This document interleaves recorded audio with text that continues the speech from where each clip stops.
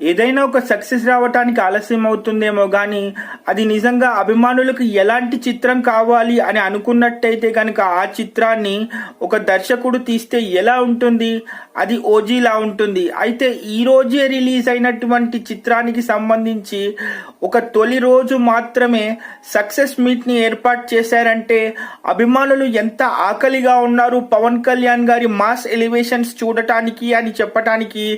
ఇటు తమన్ ఇచ్చిన background score కానివ్వండి, సుజిత్ ఒక అభిమాని అవ్వటం వల్ల సినిమా ఇంకా ప్లస్ పాయింట్ అయింది అని చెప్పొచ్చు.